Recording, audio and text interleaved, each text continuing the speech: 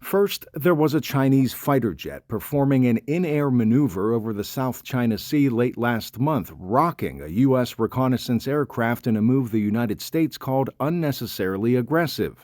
Then, a few days later, in the Taiwan Strait, which separates Taiwan from continental Asia, a Chinese destroyer performed a maneuver bringing it close to a U.S. warship.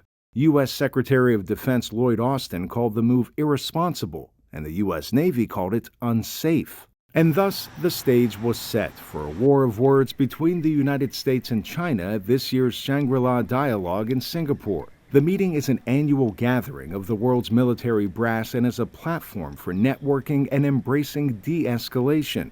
Instead, both countries' military leaders exchanged barbs over recent events in the South China Sea.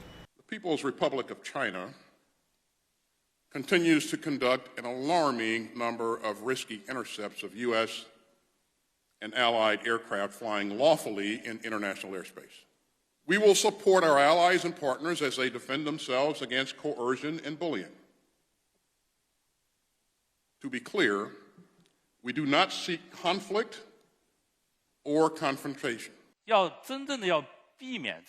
To truly avoid these incidents, the best way is for countries, especially naval vessels and fighter jets of countries, not to take closing actions around other countries' territorial sea and airspace.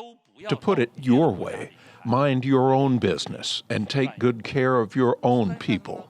Lee had refused Austin's requests to meet at the summit. While China's defense minister essentially told the U.S. to pack up and go home, it was China earlier this year that sailed a spy balloon across the United States and Canada, gathering information on, among other things, U.S. military sites. Lawmakers say China has gone too far. You get this sort of sense of permissiveness that I think the administration needs to step up and make clear that China has identified itself as an adversary and we're going to treat it as such.